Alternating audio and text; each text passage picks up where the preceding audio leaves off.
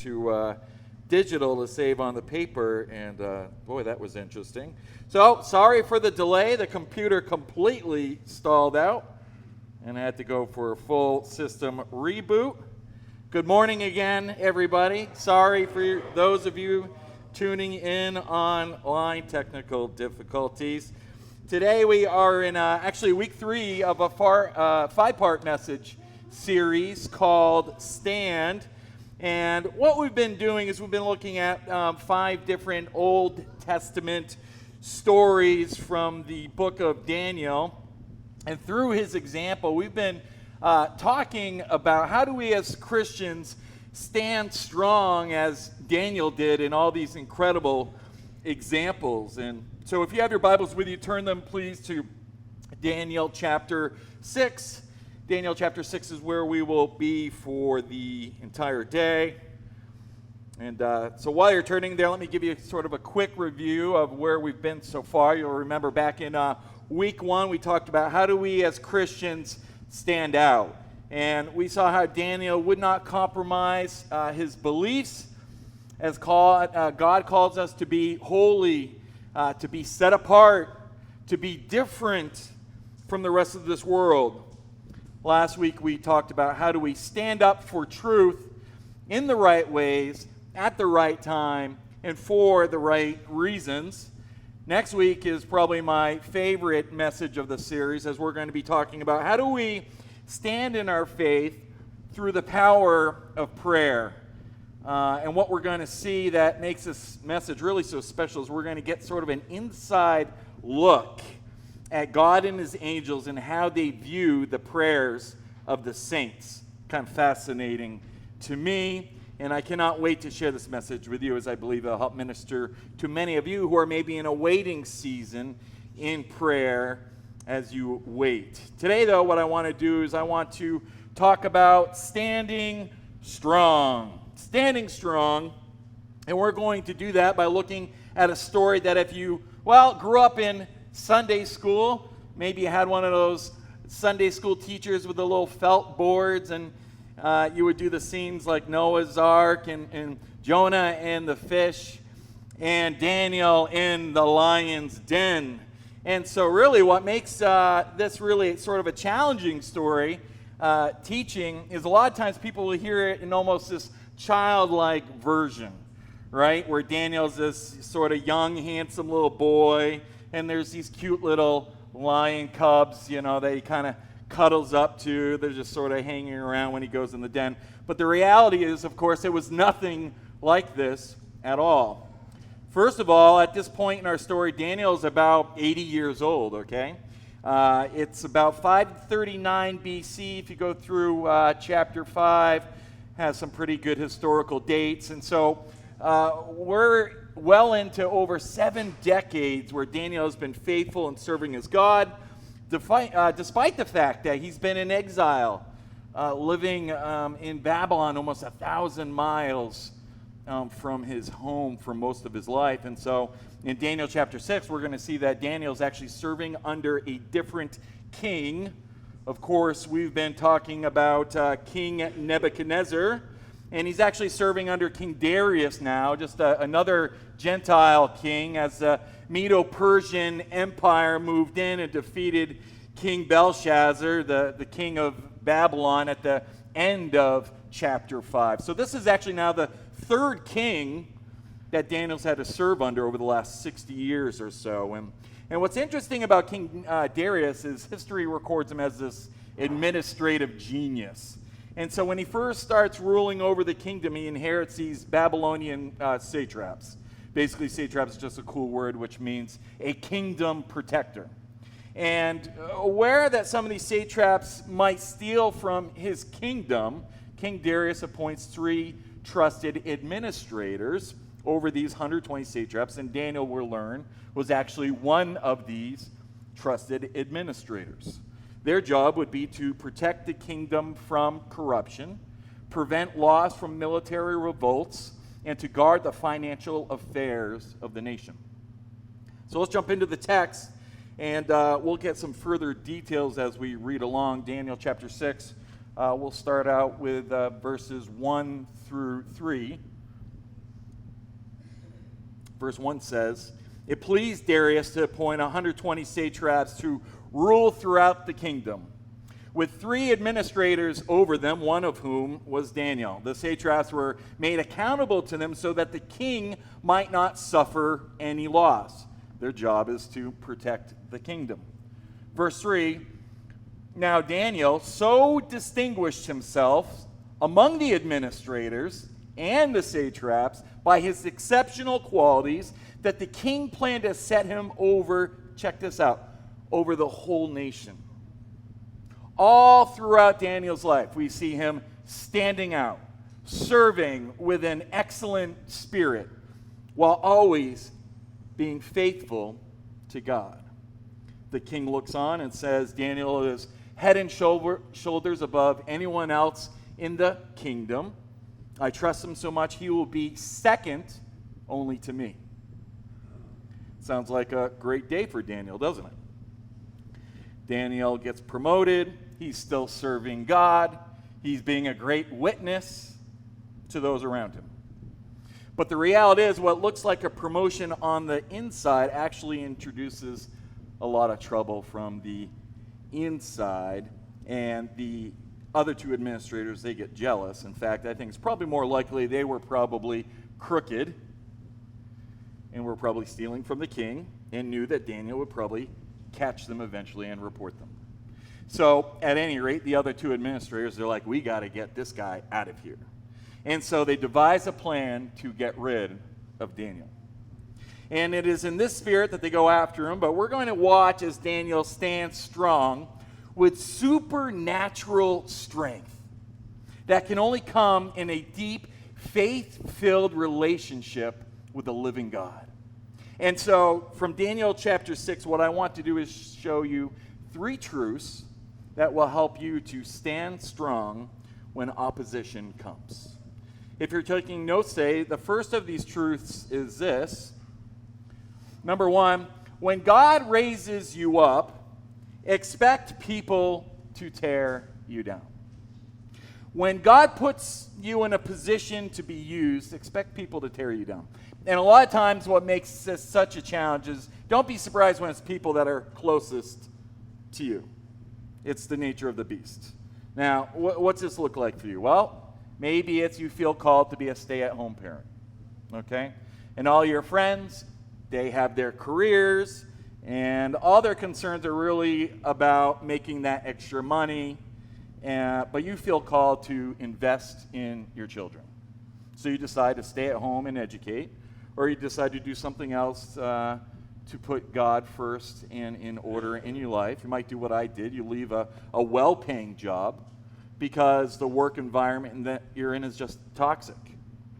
You do something that's culturally unpopular, and you're doing what God has called you to do, and maybe your parents, maybe it's your friends, people will criticize you. As God raises you up, people will try to tear you down. In the U.S., we actually have a name for this. It's referred to as crab syndrome. Because if you've ever put inside of a bucket a bunch of crabs before, and one little brave crab says, "I'm not staying in this bucket any longer," and the crab decides to escape, the rest of the crabs will reach up and pull him back down and basically say, "If you can't be free, I can't be free." When God raises you up, expect people to tear you down. And we see this played out in Daniel chapter 6, verses 4 through 5. Verse 4 says, "At this, the administrators and the satraps tried to find grounds for charges against Daniel in his conduct of government affairs." In other words, if we can try to find some dirt in his closet, we can run political ads, and then he won't get reelected into office, right? But they were unable to do so. They could find no corruption in him. Why? Because he was trustworthy. He was neither corrupt nor negligent. Verse 5. "Finally, these men said, 'We will never find any basis for charges against this man Daniel unless it has something to do with the law of his God.'" We try to dig up some dirt on this guy because this guy is so trustworthy and so faithful. The only thing that we can try to do is find something to do with his relationship with his God. So they devise a plot to attack him. Now, here's one of the problems I believe that affects many of today's, I'll call them cultural Christians. So often people believe, hey, if I'm serving God, then I shouldn't be facing any opposition. I'm trying to do what it is that God wants for me to do. So why am I constantly facing all of these attacks and all of these challenges? And the reality is this just isn't true. For we wrestle not against flesh and blood, but against principalities, against powers, against rulers of darkness of this world, against spiritual wickedness in high places. And whenever we're moving the kingdom forward, we can always expect resistance from the king of darkness. I've said it before, and I'll say it again. If you are not ready to face opposition for your obedience to God, you are not ready to be used by God. Okay? Let me say it again because I think this is so important. If you are not ready to face opposition for your obedience to God, you are not ready to be used by God. The devil will knock you down. You will be unable to be used. And that's why I never worry whenever I have opposition. I don't freak out when there's opposition. I worry when there is none. Because when I am doing something for the glory of God and we are standing out, we are standing strong, and we are not looking like everyone else, doing things like everything else, like everybody else, putting the world first, we are putting God first, there will always be opposition, even by well-meaning people. So Daniel is standing out. He is standing up. He is standing strong, and sure enough, there's opposition against him. And the other two administrators are like, we've got to stop him. And so we read on in verses 6 through 7. So these administrators and satraps went as a group to the king and said, "May King Darius live forever." The royal administrators, the prefects, the satraps, the advisors, and the governors have all agreed.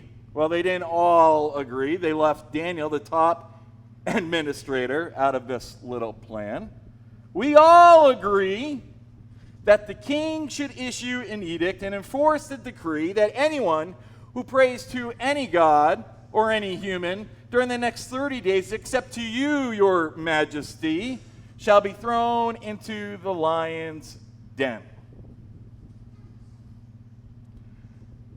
You'll notice how here in Daniel chapter 6, it really mirrors much of the story in Daniel 3. If you've read Daniel before, as both kings were very vulnerable to pride and could often make these sort of hasty decisions whenever the lower ranking officials would come to him and butter up the king. And, King Darius is like, okay, fair enough. So if anyone prays to any other gods but to me for the next 30 days, there'll be lion's lunch. I kind of like the sounds of that. I'm the new king in town. That makes sense to me.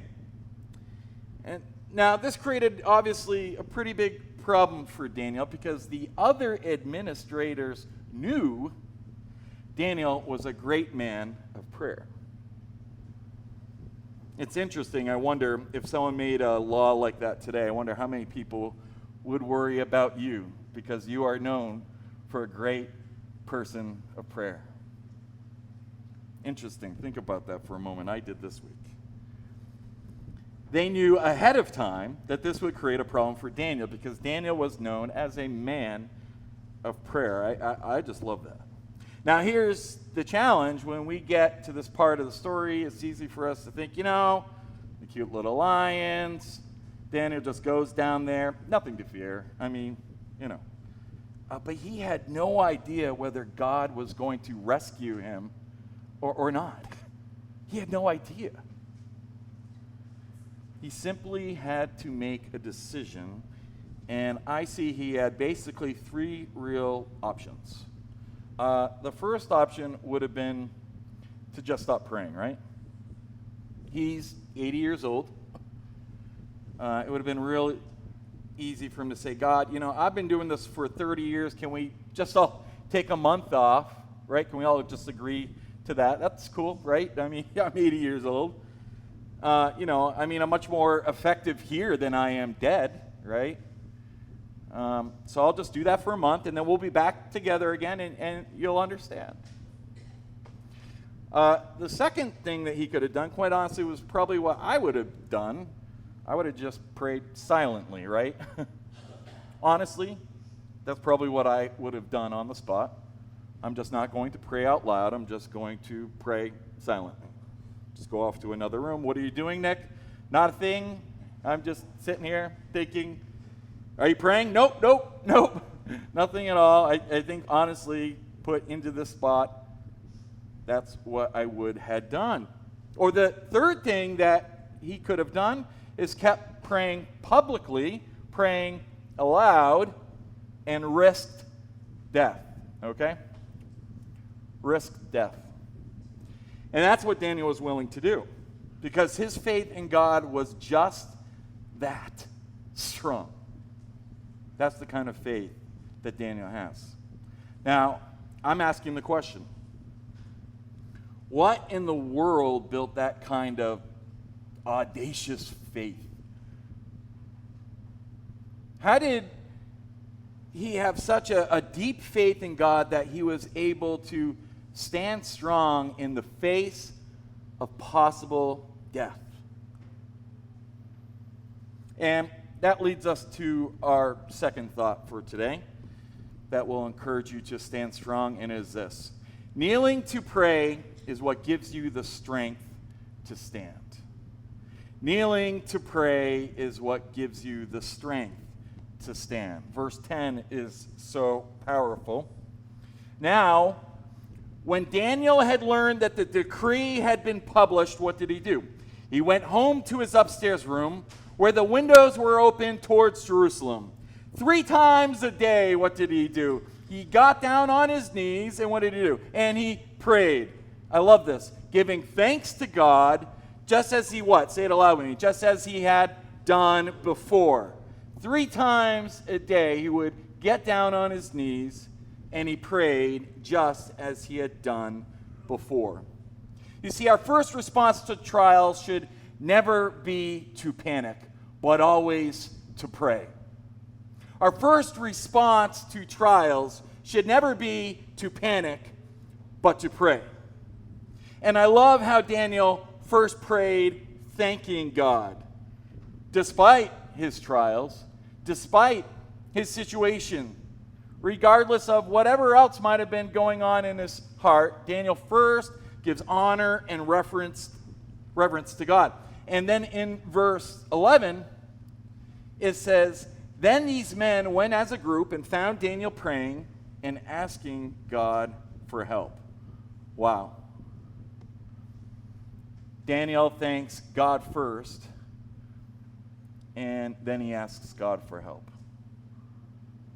I am absolutely and completely convinced that so much of the success in Daniel's life was based on pre-decisions that he had made. Convictions that were not changing regardless of the situations or the outcome. Daniel pre-decided, week 1, not to defile himself with the food and the wine at the king's table. He would have broken his covenant commitment to God. He pre-decided probably decades before this moment, I seek my God 3 times a day in prayer. He pre-decided long before this threat comes that I'm a child of God, therefore I will seek God, not just 1 time a day, but 3 times a day. I need him to start my day. I need him to come and fellowship with me in the middle of the day, and I need to wrap up my day because my God has just been that good to me. And, I need to know him. I need to hear his voice. I need to be led by the Spirit. I need his ongoing strength. I want to have this this intimacy of continual communion with my God. Daniel's first response to his situation is to pray. Not, all we can do now is pray. No, we can pray. We can pray. We can petition the Lord, the Creator, in prayer. And notice also how he prayed. I love this. He knelt before God in prayer. How did Daniel have such supernatural strength to always stand strong? I think that he could stand boldly before men because he had knelt first before his God. I like that so much, I'm going to say it again. Daniel was able to stand before men because he had knelt first before his God. And I'll just say real quick, if you've never knelt down to pray before, man, you're missing out. You're missing out. For me, it's every now and then. You know, it just sort of helps to remind me when I pray, man, I'm coming before a holy God. I need that reminder. I'm a little slow on things. I'm coming before a holy God, and I'm able to petition this God, me, and you, the throne room of God. I mean, it just helps put me in a posture of humility and surrender and reverence. And it helps to remind me just to be still for a moment, silent, opening my heart, my spirit, just to listen for a moment. So always talking. Help guide me, Holy Spirit. Daniel had predetermined sometime long ago that in times of thanks and in times of trial, he was a man who was going to seek God first in prayer. Listen, when life gives you something that knocks you down, we have to be a people to seek God first in prayer. When life gives us more than we can handle, we can kneel before our good and holy God in prayer. And he will give you the strength to stand. Because at some point, if you are a follower of Christ, you're going to be put in a position that you're going to need to take a stand for him. It could be that you break up with your boyfriend because he's pushing you to do things that would be displeasing to God. Or maybe you don't do a business deal because it lacks integrity and you're going to trust God in this. Okay? And whenever you take a stand, I can also guarantee the enemy will not be that far behind. Try to plant that little seed of doubt in there. In fact, you might start to think in here, well, what happens if I don't get the new boyfriend? If I break up, am I going to get another one? You know? Or what happens, to my business if I don't end up doing this deal? What happens to my finances if I don't do this? If I don't compromise, if I don't go to school instead of staying home with the kids, well, what will happen? Maybe I better go back to work. Maybe God can't do this for us. Maybe it's not the right time. And what I wish I could tell you is that it would always work out just the way that you wanted it to. But I cannot tell you that at all. Daniel might have wondered, what happens if God doesn't rescue me in the lion's den? Fair question. Because there have been plenty of other people in the Bible that had the same amount of faith that Daniel had, and God did not rescue them. You see, we're not just talking about some silly little story here. This is real life with a sovereign God whose ways are higher than our ways, whose thoughts are higher than our thoughts. He is the beginning and the end. And he will often do things that just don't make sense to us. I cannot promise you that if you take a stand that you are not going to face consequences. No guarantees. That things might become worse for you. Or that people are going to hate you or make fun of you. That you're not going to be left out, overlooked, or end up just hurting in some other way. The only promise I can make you is this, and this is number 3 in your notes. When you do what is right, you can always trust God with the results. That's it. When you do what is right, we can always trust God with the results. See, here's the part that's so difficult for us to understand. Daniel didn't know the end of the story when Daniel was in the middle of the story. He had no idea that he would become a Sunday school lesson for centuries to come. He had no idea. All he knew was that for 80 years, God had been faithful to him. For 80 years, God had always been faithful to him. So no matter what, Daniel would be faithful to his God. If he saves me, I'll trust in him. If he doesn't save me, I will still trust in him. So, the 2 other administrators, they find Daniel praying. Their plan has worked. Jump down to verse 13 and verse 14. They bring their news to the king. They say to the king, "Oh, king, you know that guy Daniel, right? You know, one of those exiles from Judah." Like the king had no idea who he is. "He pays no attention to you, O king, or to the decree that you have put into writing. He still prays 3 times a day." And when the king heard this, verse 14, he was greatly distressed. It's like all of a sudden he realized he had been duped. He had been duped. And so this is interesting. The text says, "So the king was determined to rescue Daniel and made every effort until sundown to save him." Now, I'm not sure what every effort really means. But the text clearly indicates the king genuinely cared for Daniel. He obviously had huge respect for him. He made him second in command, after all, over the entire kingdom. And yet, we see what can happen when our pride gets in the way, don't we?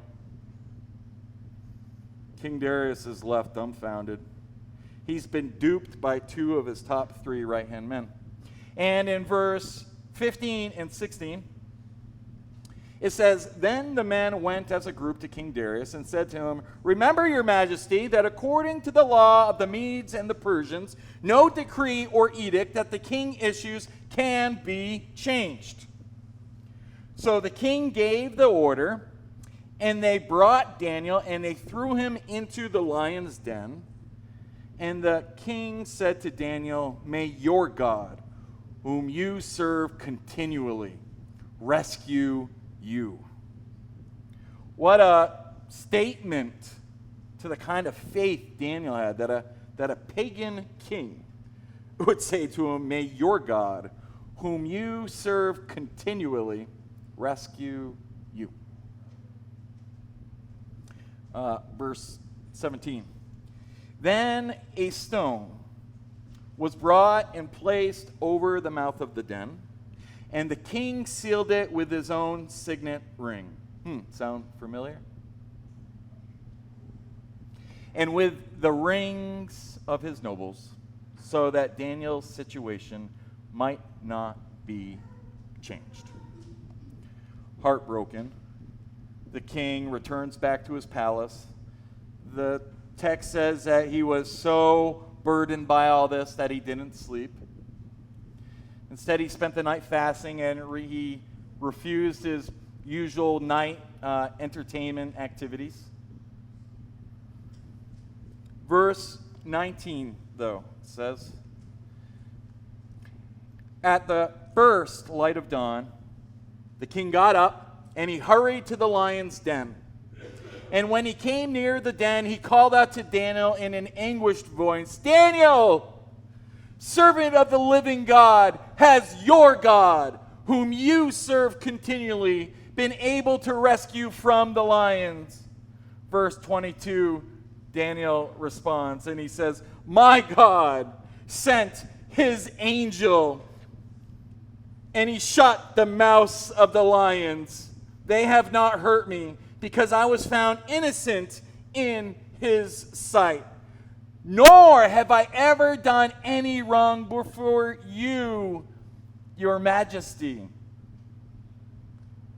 The king, verse 23, was overjoyed and gave orders to lift Daniel out of the den. And when Daniel was lifted from the den, no wound was found on him. Why? Because he trusted in his God. Because he trusted in his God. Because he trusted in his God.